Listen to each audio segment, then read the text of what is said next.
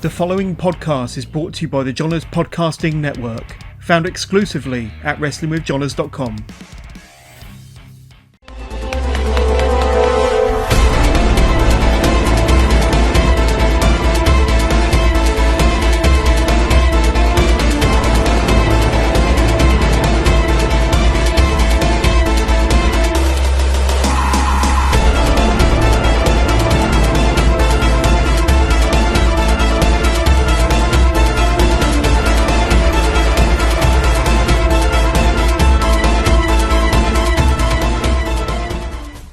Welcome to Work the Left Side. This week it is the Macho Man Appreciation episode. Oh yeah. So sorry about that.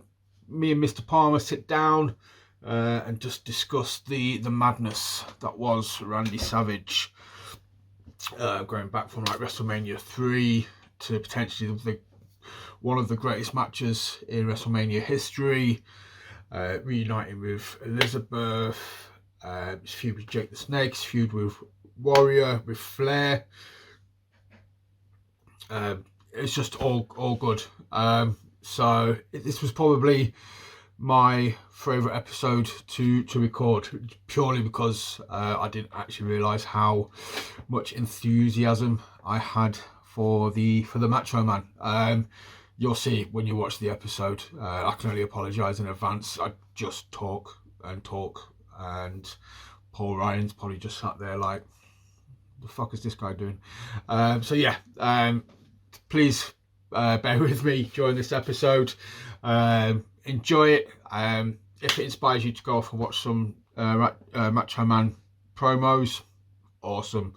Go and enjoy. Throw yourself into the madness as well. And as always, let us know in comments future people you want to see featured in Spotlight episodes. Do you like the old school kind of ones that we've done, like the Bret Harts, the Macho Mans, the Brian Pillmans? Or do you want some more up-to-date people? Do you want like a spotlight on Seth Rollins or a spotlight on Kevin Owens, or something like that? People that are about now. So let us know in the comments. And enjoy. Hit subscribe, hit that bell, hit the notification to get updated on future episodes. And yeah, just go join the group on Facebook, Work the Left Side, and enjoy. So hopefully we'll speak to you soon, and have a good day. Cheers. Right, welcome to Work the Left Side. Spotlight episode with myself and Mr. Palmer, dynamic duo, back again. This week we are talking Macho Man Randy Savage. Yeah. Macho last name, man. Mr. Palmer, I had to do that for Deagles. There you go, Deagles. So you don't have to unsubscribe now. That's the Macho Man. So how we doing, dude? You right? I am hunky dory. Awesome. Yes. Good words. How have you enjoyed doing your bit of delving into the madness? The Macho Madness has been good. There was one match which I really wanted to watch and I completely forgot. Not forgot. It wasn't one of my choices for some reason. It was the I can't remember who it's against, but Elizabeth makes a comeback at the end. It's Macho is with Scary Sherry. And I think I can't even remember who his opponent is, but at the end there's like a big emotional reunion. Yeah, she turns on him, don't she? Elizabeth runs out and can't remember what the bloody match is though. I don't believe it. What is it? I've drawn a blank. I should know. I kind of feel like it's one of those things where you're just like, I should know this, but I don't know. I want to say Vicious, but it's not Vicious. No, it's not Vicious. It's a heel face, so he's heel, but then he turns face at the end because Sherry comes back on him. So it might even be like Bret Hart that he goes against. It could be Bret Hart. I'm not sure. Answers in the comments, because that's going to bug me now. As soon as this is finished, I'm going to have to sort of Google that, because that was like literally the whole crowd pops, puts her on a shoulder, and blah blah blah before the whole, and then you've got the whole wedding, and then you've got the whole Jake the Snake story, or kind of thing. So, right, we will crack on. Apologies, I've just slightly distracted. The front door's just gone. My lovely wife has just come home. I'm just going to tell her that I tease. Right, so back to business. And I will make a start with, I actually have notes this time because it's just me and you. I thought, you know what, I'm not just going to make you watch all the matches. I will watch some matches and I will take notes. So for some reason, I decided to watch War Games 95. So I've said it before, I was never a WCW guy back in the day kind of thing. I've ventured back a little bit over the years since having the network and checked out some stuff kind of thing. But yeah, I was never a WCW guy, so I've never really seen a lot of Savage in WCW. I just remember him obviously from WWF. So I thought, right, we'll start with War Games because it's War Games. War Games is awesome. How can it be bad? Yeah, it was bad. Basically, it was the Dungeon of Doom versus Hulk Hogan's team. The Dungeon of Doom basically consisting of Zodiac, whoever the hell Zodiac was. I want to say it might have been Beefcake. He kind of had Beefcake. Yes, it was. Yeah, it's Beefcake. It's one of Beefcake's.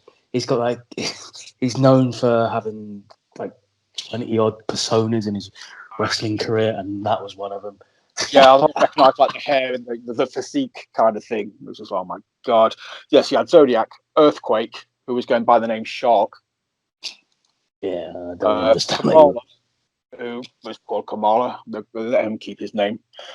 I want to say he had a Haku. What is Ming? Meng. Damn, that's it. Yep.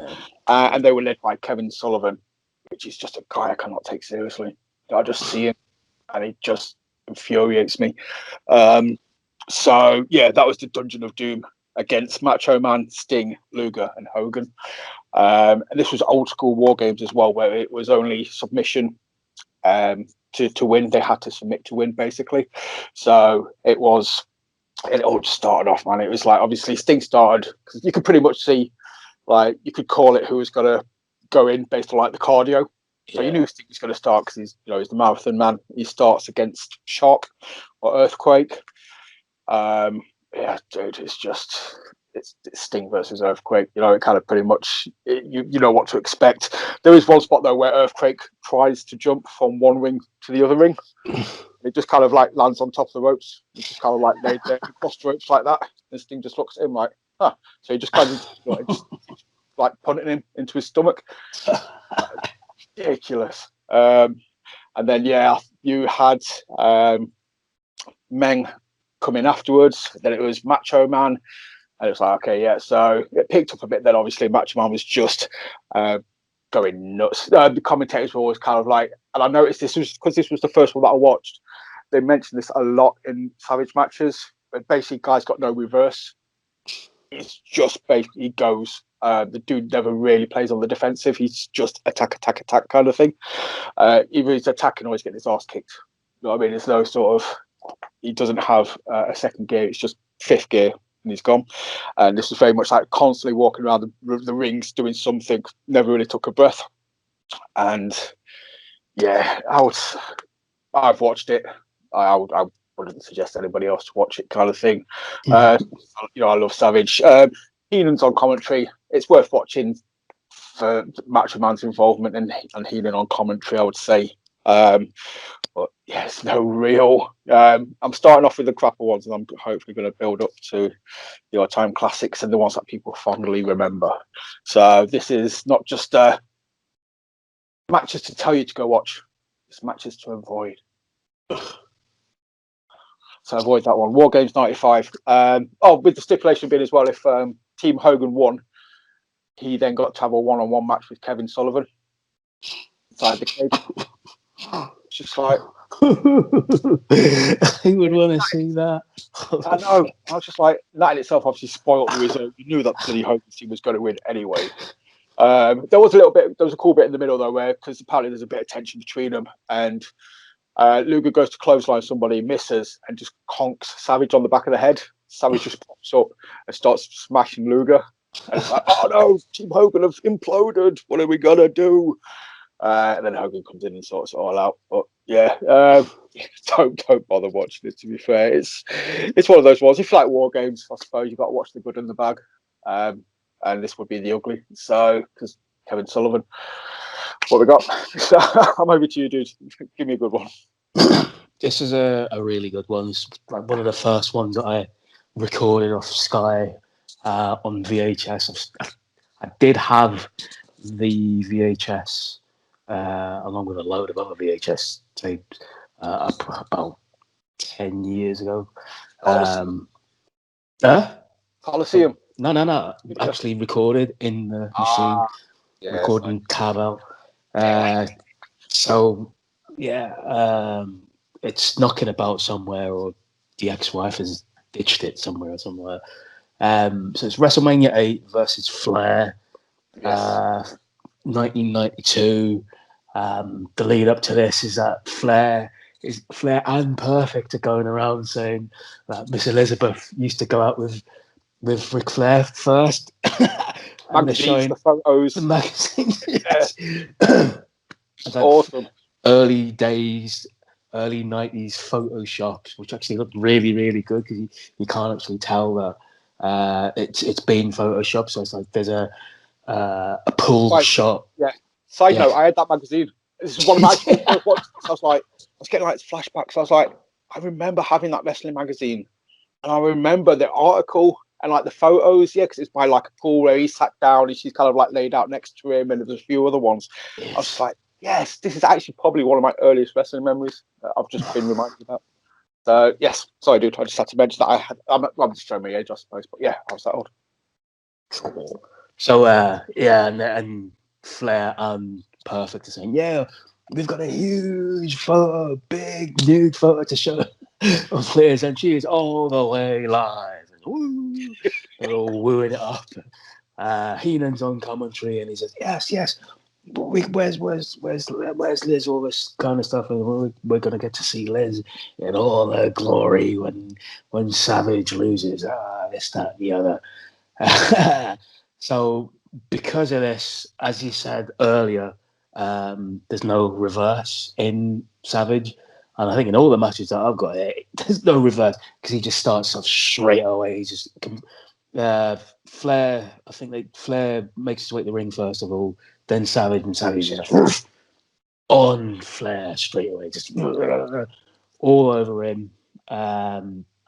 There's a lot of suplexes from Flair in this match as well. A lot of throws, a lot of gut-wrench suplexes, a lot of delayed suplexes. There's a lot of atomic drops, inverted atomic drops. Flair's really, really athletic in this match. How is the inverted atomic drop not a disqualification? I noticed this when I was watching some matches. It's basically the same impact as a low blow. Yeah, it's weird, isn't it? It should be. Flair actually visibly blades as well. Flair gets out the ring. Savage goes at the top rope, gets a double axe handle. Flair tumbles to the guardrail, and you see him on the floor just rake his head. Then he gets up, and he's just like a crimson mass. And it's like, yeah, we saw you blading. You're gonna get fined for that. There's loads of top rope maneuvers from Savage. Lots of double axe handles. At one point, Flair's whipped into the corner, does the Flair flop over the corner, out the ring, walks up in the ring, goes up to the top rope. It's just like, what the fuck? He's actually going to hit this top rope move. Goes to try and hit a top rope move, but he's caught with a punch in the gut from Savage, and then Savage just completely lets loose on him again. It's like his tank never really lets up. He's just full of rage. He's full of piss and vinegar because somebody's besmirched Liz. There's going to be like a common thread through some of the matches that I've got as well. Then Liz comes to the ring, and there's like other officials holding her back, saying, "No, don't go back." And one of the officials is a young Shane McMahon. So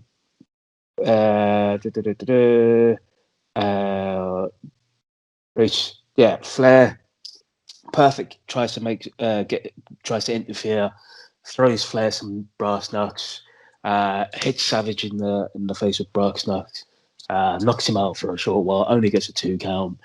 Then there's a small package for 2 for Savage. Flair just continues to work on Savage's legs as well, puts him in the figure 4. The figure 4 is reversed. There's a roll up, which gets to 3, but the Savage has got the trunks. And Heenan's going crazy on commentary. He's got a handful of trunks, McMahon.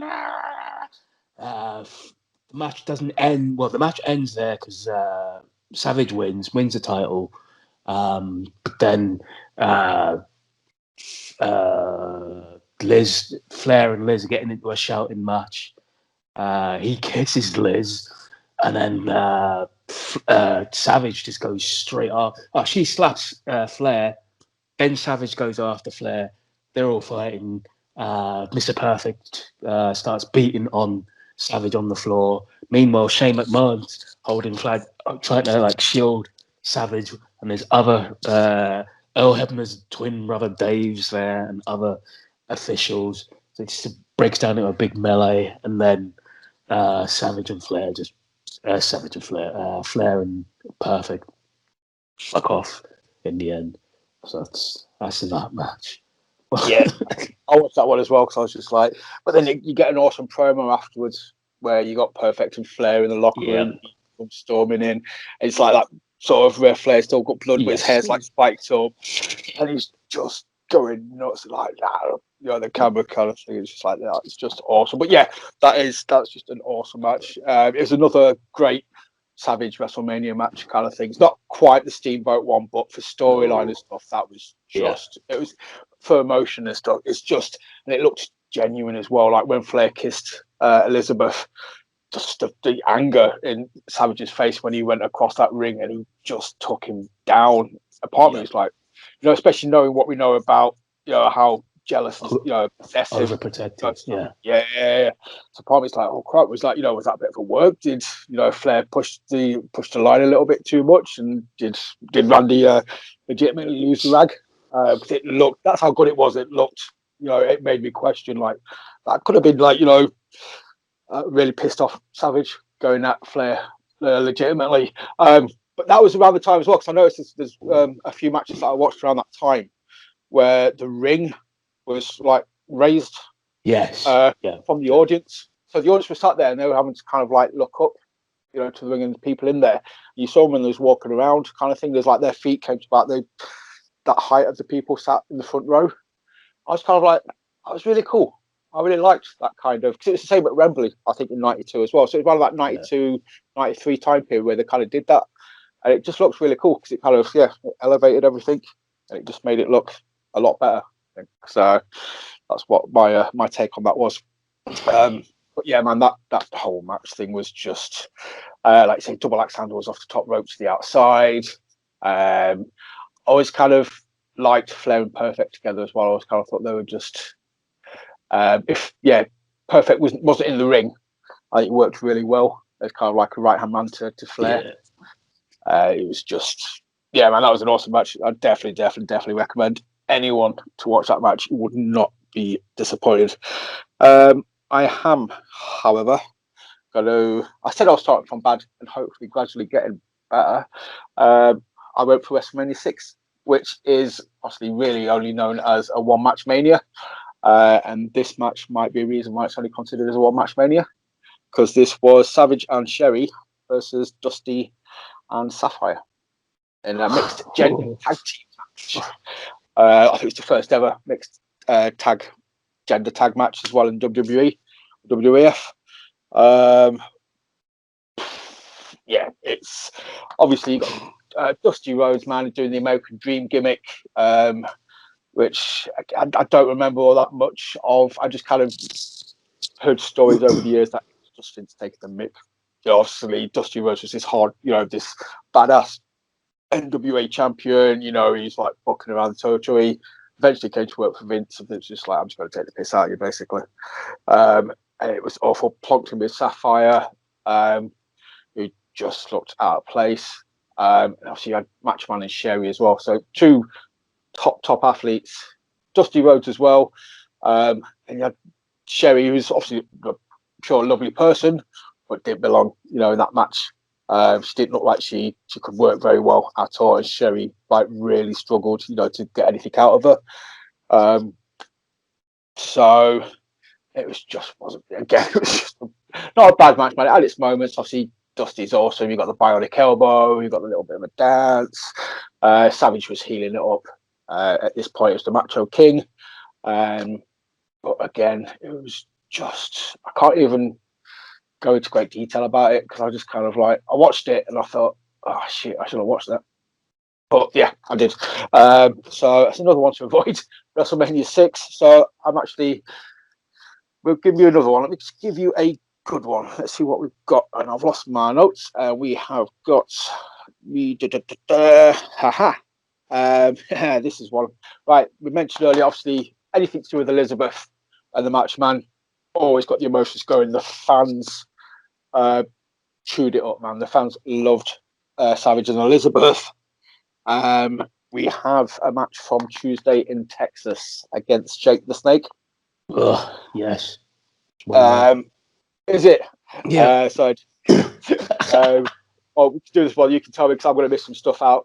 But it's just basically, obviously, it comes after the whole the wedding, the snake bite. Yeah. There's a rule where Jake's not allowed to bring the snake to the ring, so there's no Damon or who's doing the Cobra at the time, obviously wanting, which is a bit savage. So you see Jake the Snake walk into the ring. He looked in good shape as well. He looked like he'd been actually.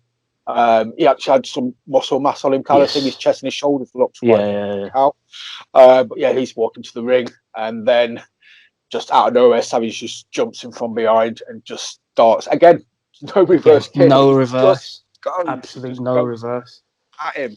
And the match itself is good. It's what you expect it to be. It's a solid match between Savage and Jake. But it's the ending that this match was all about. The ending, about the emotion. The crowd were going nuts because Jake obviously pulls out this bag from under the ring, and you're like, oh shit, he's got the Cobra. The commentators saying, oh well, he didn't bring it to the ring. He didn't put it in the corner. It was under the ring. He hasn't really broken the rules. And then he puts the leather glove on so he can handle the Cobra, and he's just threatening to. By this point, though, Macho's had 3 DDTs. Yeah, so he's 3 DDTs. He's selling them. I think he sold one, and then he picked him up, did another one, and he was Sparkoed.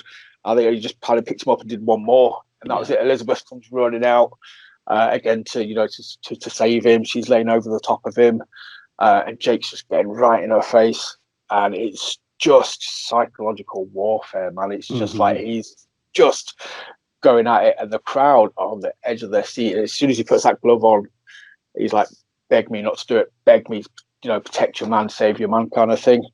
And yeah, the crowd I was literally just like, they're like, it's got me sucked into it as well, kind of thing. And obviously I wasn't even at the time just watching this on the storyline progress. I can't even imagine sort of, and just Jake sold it, Macho Man sold it, and Elizabeth sold it all really well.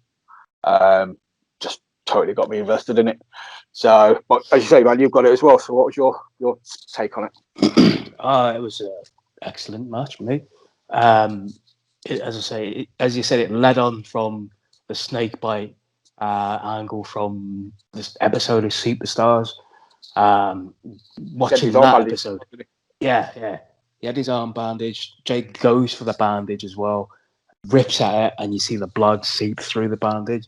And this is like, it's probably fake blood, but because it's still good. It looked really good. That was really effective. And the 3 DDTs were pretty damn memorable as well.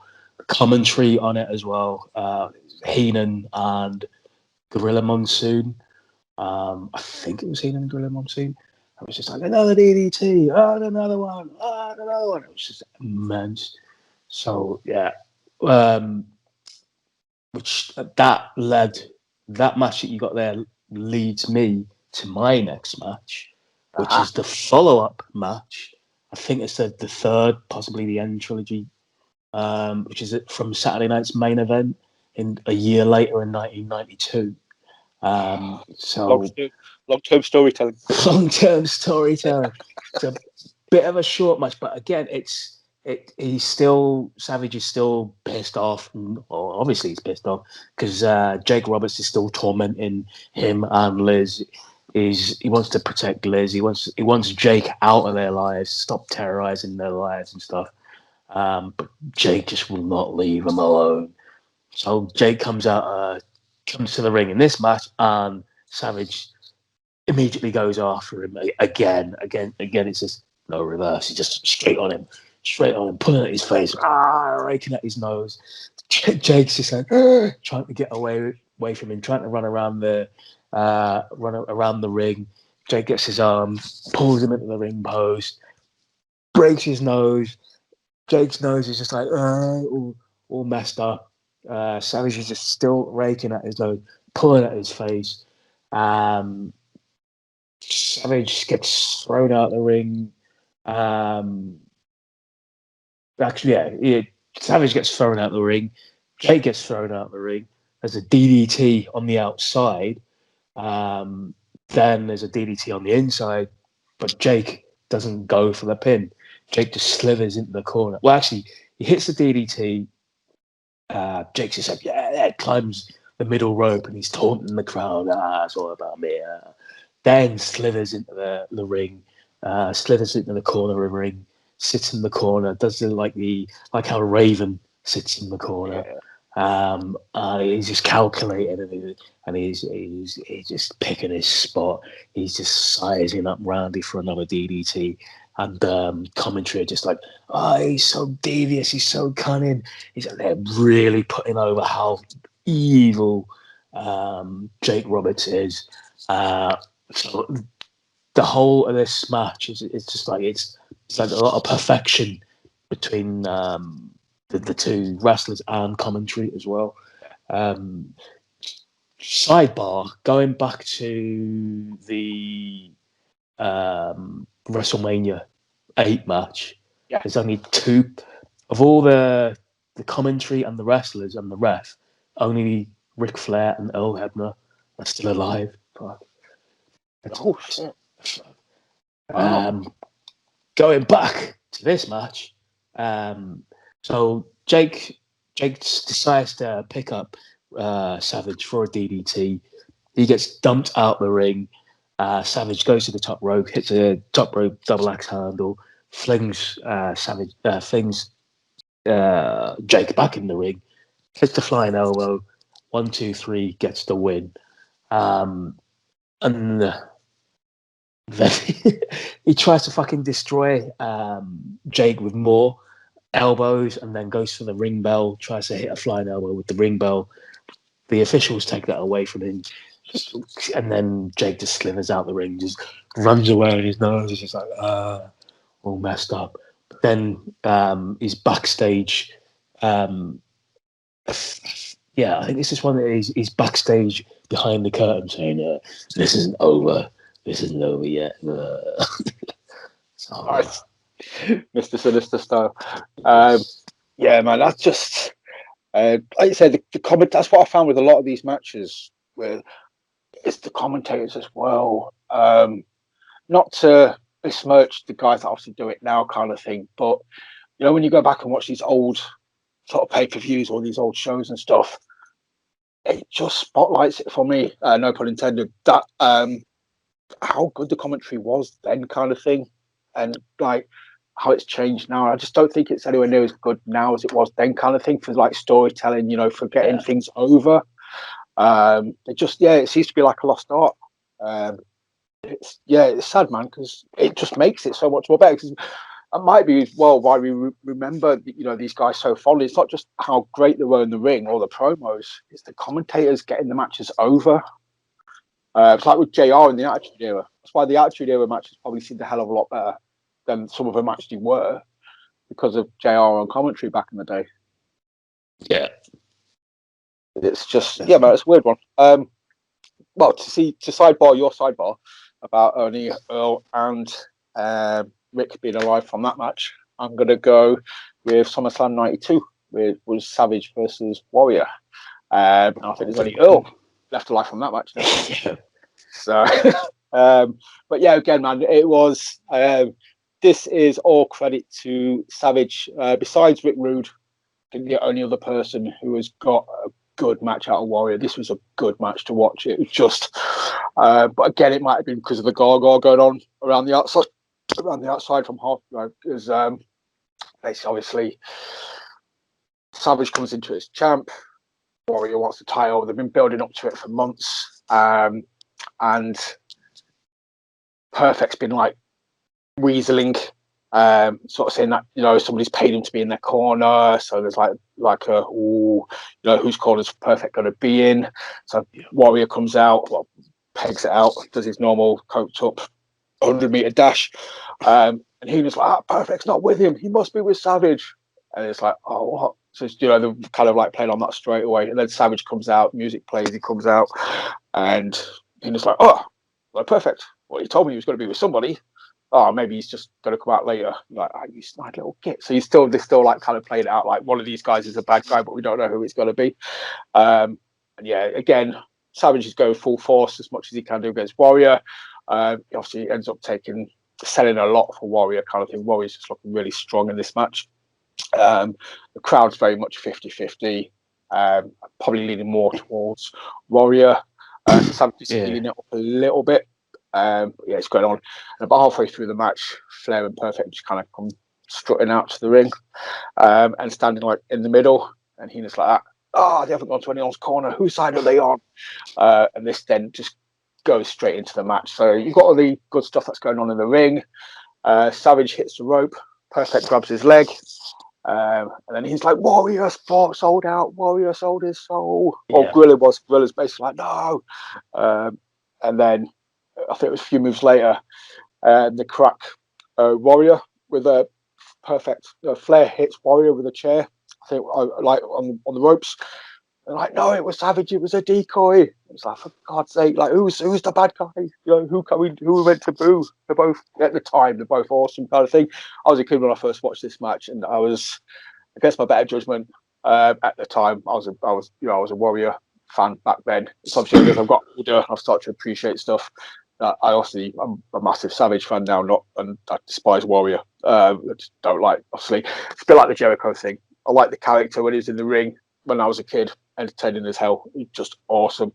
But as you grow up and you start to find out more about the person, that dude's a douche. Absolutely, just an absolute cockweasel. But then this was just, and yeah, man, it was just awesome. Again, Flair and Perfect.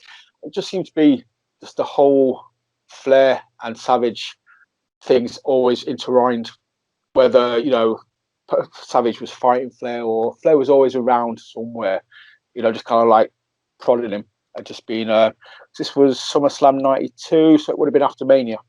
Mania 8 was 92, wasn't it? So this was the aftermath of that, because obviously Savage won the belt from Flair, so this is why he's champion. So obviously Flair still kind of pissing him off and he wants his belt back and such. And it ends in a really weird way for like obviously a massive pay-per-view, because it just basically Flair and Perfect just end up getting involved. Flair brass knucks Warrior, sparks him out. I think that's how he sparks him out. I know he sparks him out somehow. Knowing Flair was with brass knucks. Savage then kind of looks up, gets around, and like commentator's like, well, Savage knows he didn't knock him out, so he knows Flair must have done it. Oh no. And he kind of like, oh crap, will Savage kind of take advantage of this? Will he be a good guy? What's he going to do? So he climbs up to the top turnbuckle. Flair's like stood on the outside there. Warrior's there. And he kind of stood and he's like looking at Warrior. And then he just kind of like diverts and just kind of walks on the top rope a little bit just to get closer to Flair, and then goes to like double axe handle him. And Flair's got a chair, whack, just conks him on the leg on the way down. DQ, boom, boom, boom. And we just got like a 5-minute beat down. It's a count out. I thought it was a DQ. No, it gets counted out. Savage is on the deck selling his knee Yeah. because he gets hit in the knee. Yeah, In figure it four. should have been. He should have been DQ because I don't know how the ref didn't see it. He I just probably assumed it was a DQ, yeah. because Okay. he goes for Flair with the double axe handle. Flair swats him out of the air with a chair. So Savage is on the deck, selling his knee, and then Earl Hebner is just counting and counting and counting. So He gets in the figure four as well, doesn't he? Flair locks on the figure afterwards, four. Perfect. Like, yeah. oh, okay, that's after the takedown. Right, So okay. it's a count out, and then Flair's immediately just on Savage. Perfect immediately on Savage, stomping on his knee, and then hit the figure four. I don't know how it wasn't a DD. How it wasn't a DQ. That's what I just presumed it was. Then you've got the sight of Warrior running down the aisle with the chair above his head. Like, he throws it as well. Fucking hell. I was like, that is a sight that I'm just going to see. That it just looked, for some reason, it just absolutely tickled the crap out of me. I was just sat with a stupid big smile on my face. It's like, Warrior running down, like, It does look really stupid. And then obviously he turns around, comes back to the ring. The ring announces Warrior is the winner, but still your champion, Macho Man Randy Savage. Yeah. Warrior kind of passes in the bell, blah blah blah. They have my enemy's enemies, my friend kind of thing. So yeah, there's a mutual respect kind of thing. But it's another one of those matches, man, where the ring was raised up. Yeah. And again, it just looks good. If nobody's seen this or nobody has any idea what I'm talking about, go back and watch these matches. Yeah, you'll just see it, man. I just think it looks awesome. It's kind of like I totally forgot about it, and now that I've seen it, I'm like, oh, I think I should do that again. I don't know if it's crowd sweetening or not, like years later, but the crowd seemed confused because they're booing a lot at certain points and then cheering a lot at certain points. So I don't remember. Well, maybe it did happen. Maybe they were just confused at the dynamic. Yeah. As you say, there was two faces, and then there was heels at the at ringside. Whose side are they on? That kind of I stuff. think it kind of depends. Like, yeah, whoever Perfect swiped for at any given point, there was like, oh crap, we got to boo the other guy. Yeah. And then someone else, like, no, we got to boo the other guy. And you'd forget that it switched, and you're still booing the other guy. It's like, crap, who are we booing now? And it's kind of like, yeah, it's just one of those things where you're like, oh man, it's like switcheroo, then a double switcheroo, then it's like, I've forgotten who I'm meant to be booing now. But the crowd don't stop though. It's the proper Wembley football crowd. They just loud, non-stop. Got the air horns going as well, aren't you? You hear that quite a lot in the match. It's like, whoa. But yeah, that's just another good Savage match, man. Like I say, besides Rude, he's the only guy I can think of that's carried Warrior, to a good match. And that speaks volumes as far as I'm concerned. So, was that one of yours as well? Or have I just certainly was one of mine. Have you got any other ones? I've got the obvious one, the Ricky Steamboat one. Nice. I ain't done that one, so you're fine. I'm sure we've spoken about this before, haven't we? We did. On the WrestleMania episode, we kind of touched upon it because we kind of like saying it wouldn't look out of place. You can put that match on an episode of Dynamite now or NXT kind of thing. Absolutely, because they are doing a style that was out of place at that time, and it wouldn't be out of place now. That would be like a proper cruiserweight match. It's really fast paced.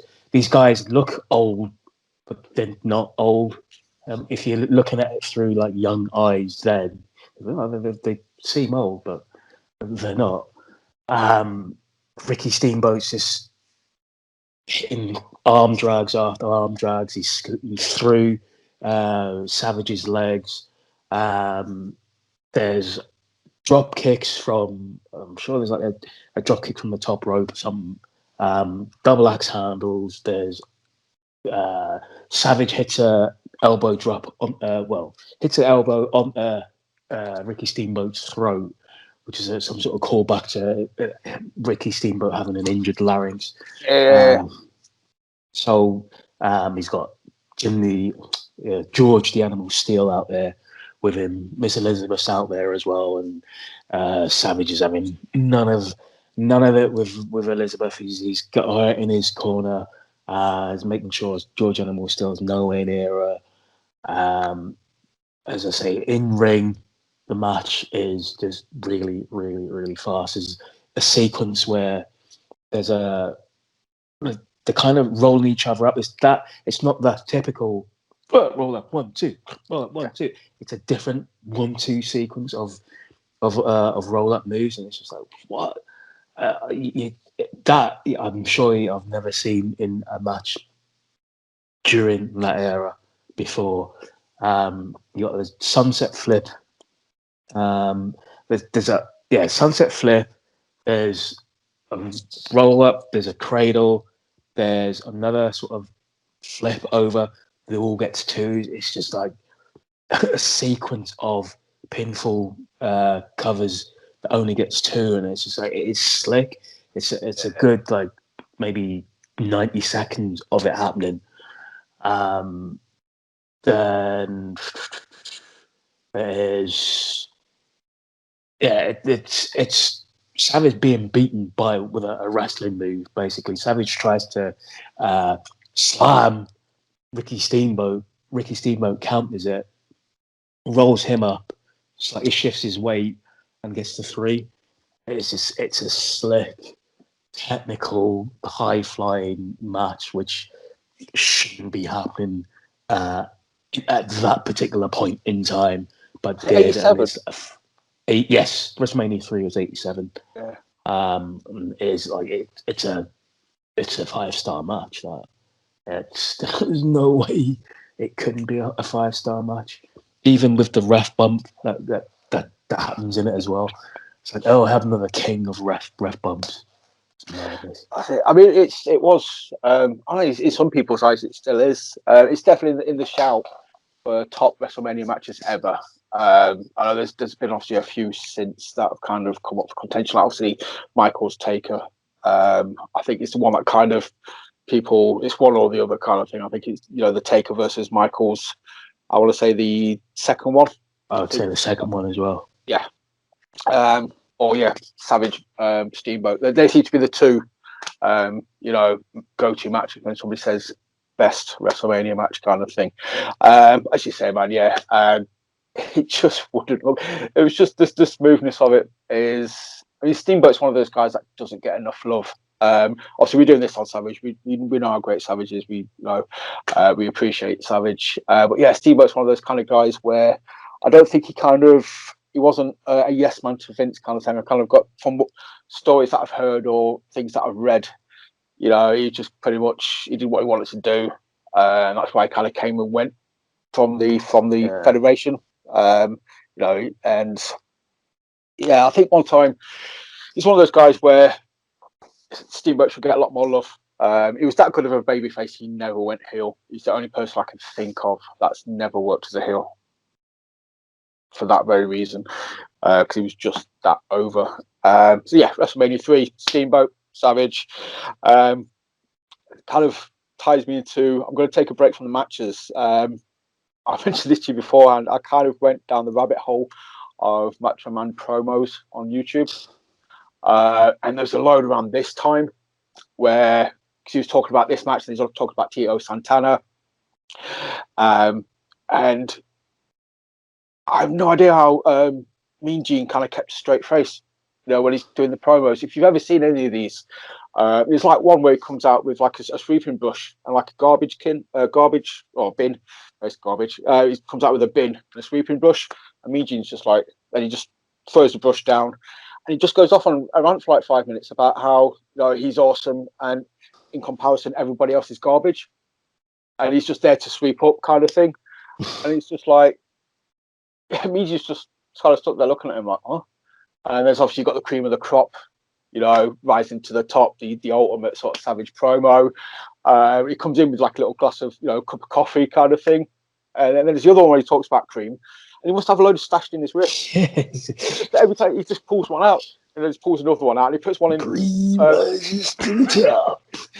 Puts it in Oakland's pocket. And then but it's just Oakland's face like all the time. Like, bloody hell, these huge coffee.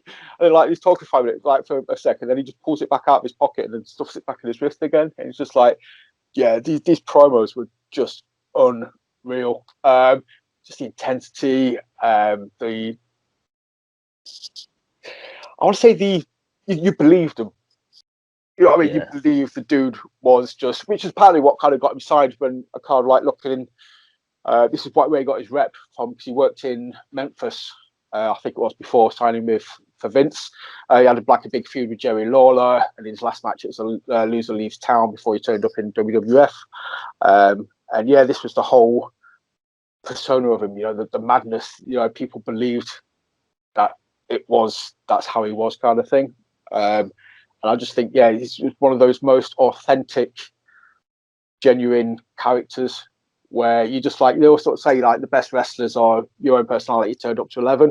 Yeah, this was Savage, kind of thing. You know, this was just him turned up to 11, and every promo he did there was just. It's just, you know, you kind of go. I can only tell people to go back, just YouTube them, just YouTube Savage promos, and enjoy. I don't know if you watched any of them, you know, before this or recently, kind of thing, or if you just looked at the matches. I just looked at the matches. Oh, dude, I spent about an hour going through, and then I had to stop because I just found myself talking like just, and I was just like, right, no, right, too much. I was talking, I was saying like, yeah, at the end of every word, like, oh yeah, Ooh, yeah.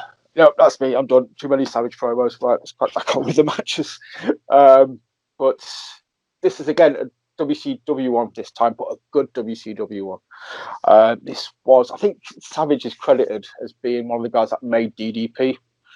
DDP's feud with Savage kind of really helped elevate DDP. You know, got him over with the fans. The fans got behind him tenfold, kind of thing. And that's when he became the People's Champ. I think he was the People's Champ before The Rock was the People's Champ. Yes, he was. Yeah.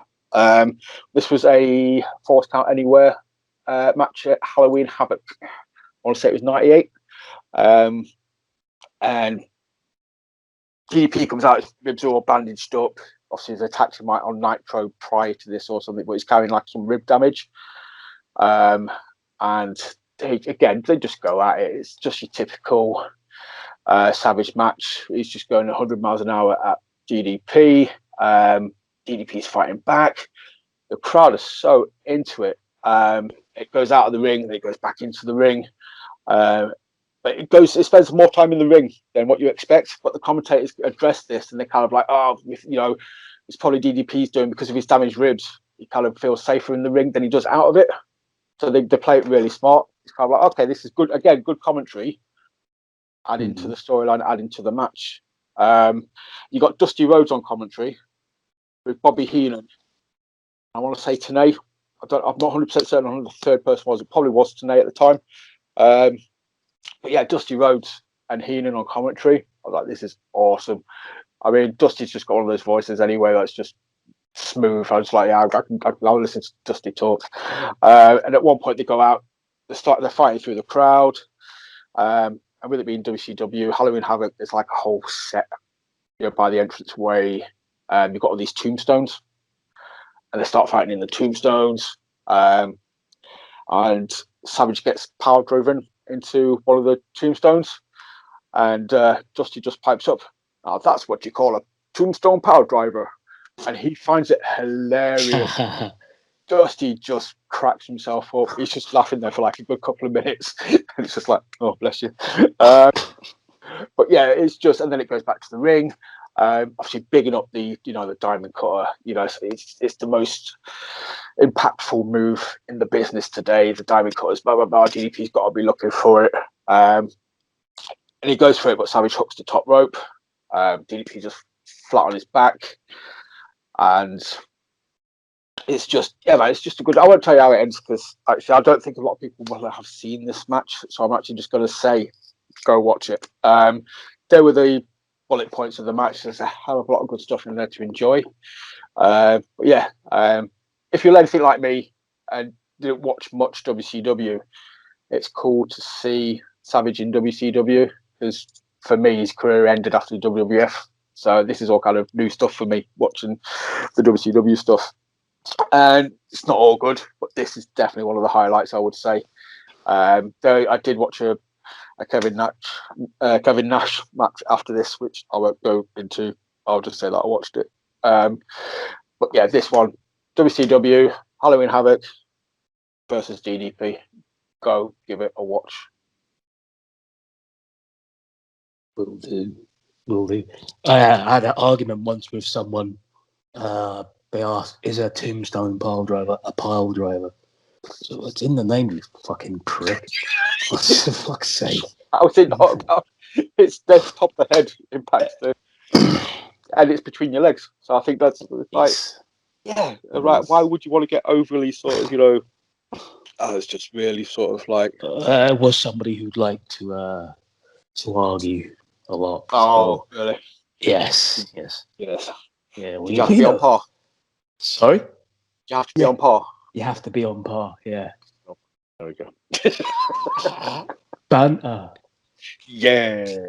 Oh, this is another one I watched. I've kind of gone back to WCW because I saw this and I remembered the WrestleMania 8 match Flair Savage. Yeah. These guys chemistry. This is going to be awesome. This was WCW Bash at the Beach 95, Savage versus Flair in a lifeguard match. Lifeguard match. It's basically a lumberjack match, but instead of zombies or lumberjacks, we've got people in shorts and Bermuda shirts, kind of like not even lifeguards. To be fair, they kind of made a thing about it that the cast of Baywatch were walking around at the time as well. You kind of saw them standing around, they kind of like what WCW like was at that point, anything to cross promote. So yeah, they kind of had it looked awesome though, man. To be fair, the set was like it was just a wrestling ring on a beach. If you've ever seen the Bash at Beaches that WCW did, that's the first time I've seen it. I was like, that'd be awesome. As a wrestler, you literally going out, you stood in the ring, you just see this awesome ocean, like 100 yards away from you, and then just having a match, and it's Flair and Savage at the end of the day. It's a good match. The Lumberjacks, the notable Lumberjacks would be Hacksaw Jim Duggan. I want to say the Nasty Boys were there, and Arn Anderson was there. They made a big point about Arn being one of the Lumberjacks. Like, oh, it's Flair's best mate. This isn't fair. You got your back and forths. It's a good state. It's nowhere near as good as the WrestleMania 8 match. This is kind of Flair, WCW. I think when he's starting to lose his confidence, he's starting to lose his woo a little bit. Well, they've kind of said, at certain times he's just a shell of himself by the time, by the end of his run in WCW. But at the end, Don Anderson comes in, hits the DDT, Macho Man pops up, and normal spots, Flair off the top turnbuckle, elbow drop, 1, 2, 3, done and dusted. In the build up to this, though, they did point out that Flair attacked Savage's dad. I can't remember his dad's first name for the life of me, but something like L. Lanny Poffo? Lanny Poffo, that's it. Or is that his brother? That might be his brother. Oh, Lanny's a genius, isn't he? Yeah. I don't know. Poffo Senior. They attacked Poffo Senior, and he's actually in the audience. It's like, oh, crap, that's Macho Man's dad. And again, for some reason, I was kind of thought because Savage looks really old. He's one of those guys, unfortunately, that's always looked old. Yeah. I just kind of figured his dad would be, gone. Just like, oh shit, no, it's Savage's dad. And it's just so you've always kind of got that emotional. If he's not messing with Elizabeth, he's messing with like Savage's dad. It's like Flair's just a git. If I was Savage, I'd just stay away from him. I just want nothing to do with that man. It's Angelo Poffo. Angelo Poffo, that's it. Obviously, yeah, Lanny's the genius, wasn't he, in WWE? Yes. Apparently, he could suck his own dick. Oh, really? Wow. Yeah, two vertebrae taken out of his back. He could suck his own. Oh. Unless that's one of those internet rumors. So it's one of those situations. This has got to be one of the worst sidebars ever, but it's got to be addressed. If you was him, you'd be like, awesome. there's a mouth around my dick. But then on the flip side, you'd be like, oh, there's a dick in my mouth. Yeah. What's the plus? Is that Wow. good? So anyway, yeah, that's probably the worst sidebar we've ever tangent off onto. But leave your thoughts in the comments. Would it be a good thing? Would it be a bad thing? Who knows? But yeah, Lanny was there. Again, though, I don't know if it's like Chinese whispers or things, but I heard Savage broke his ribs a few times delivering that elbow drop. Just no certain matches in particular, but at certain points he's hit the elbow drop so hard he's literally cracked his ribs on, like, the opponent's chest. I'm just like, damn, and he still goes off and does it, kind of thing. It's just, that's me again. That's old school mentality, man. That's kind of like, I mean, he's doing this move, and potentially he's banging up his own ribs doing it. Yeah, it's just him being hard as friggin' nails. Just fucking. You do that shit day in, day out. You build up a tolerance for it. You can absorb the pain. You just don't notice the cracks in the armor and stuff. Crazy, isn't it? I mean, it's tough as fucking old boots. I think obviously neither of us have touched on this, but it's got to be like obviously an honourable mention of the mega powers. So from WrestleMania 4 to WrestleMania 5. Again, I joked earlier about your long-term storytelling, but that seems to be key for Savage, man. Everything he did kind of seemed to go on, but in a really good way. Whether it was just because it was really well written, because him and his supporting, cast were just that good. They kept people's interests, but there was always eyes on him, kind of thing, and they always kind of want to see how it played out. I don't think anybody at any point would have ever got bored, of these storylines. They just didn't allow you to. I think also because it wasn't weekly TV. You might have had the odds. I think it was even before Superstars. Superstars of Wrestling was like 91, and all that Mega Powers stuff was before that. So what you had, you might have had like Wrestling Challenge. Then maybe. Sorry? Night main event, maybe. Saturday night's main event as well, yeah. And then the pay-per-views as well. So there was spaced out the storylines, especially the Mega Powers one, because that was long term, because that started a year. Hence, I think that was at WrestleMania 4, possibly, yeah, or 5, yeah. It was 5. And then WrestleMania 4 was when Savage won the championship, right? With the help of Hogan. Sort of. So like it kind of started there because it was like Hogan interfered in a good way, which made Savage win the belt. But Savage was just like, what are you fucking doing? So stealing my spotlight. Seeds were yes, exactly. Fucking hot dogging and grandstanding. You're hot dogging and grandstanding. So the seeds were planted there.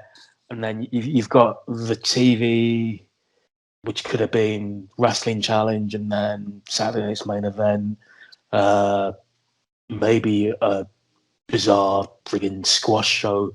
But I think Superstars would have been weekly, hence a year after that. So when it came to WrestleMania 5, when the Mega Powers did explode and all that, all the story had been... the story had been told and everything had been laid out from 4 to 5.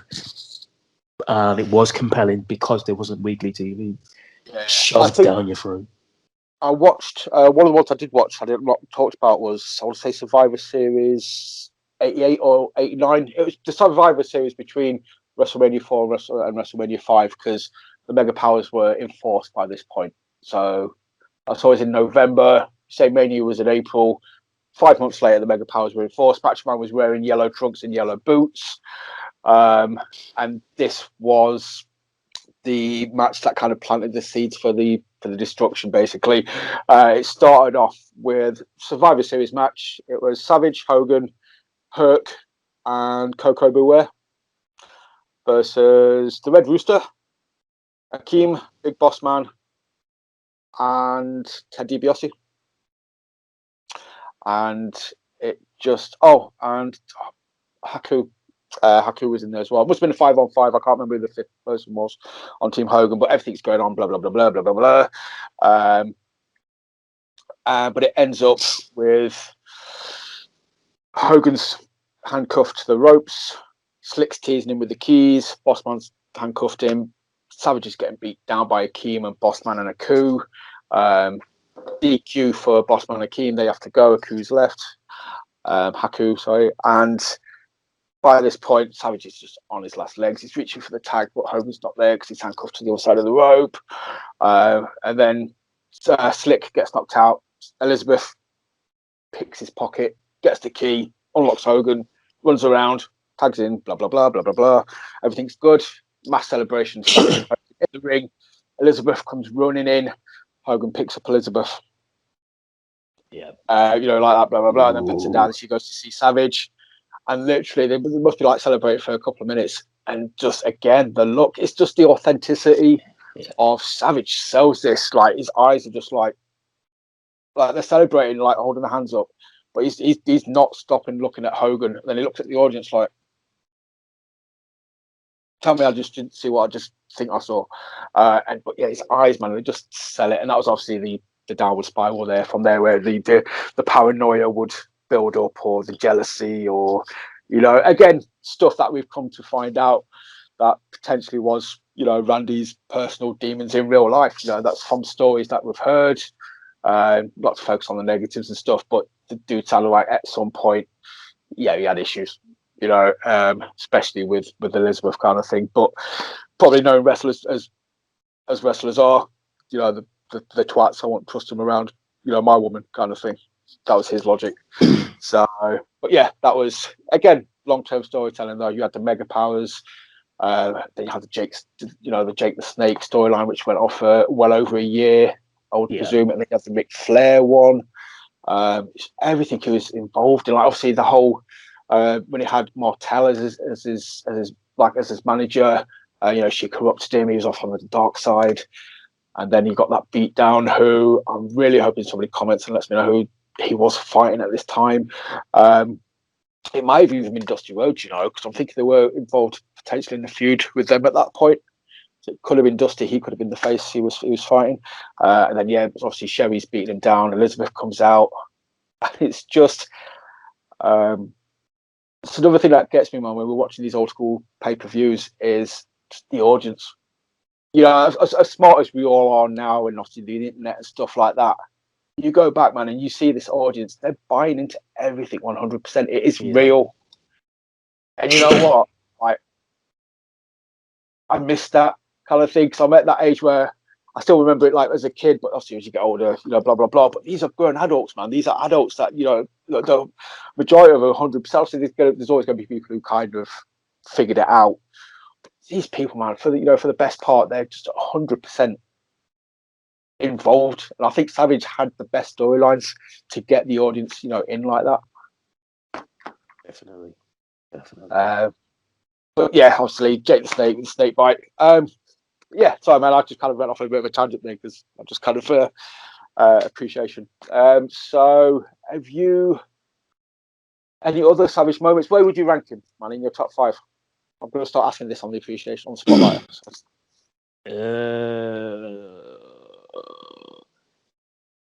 In my top 10.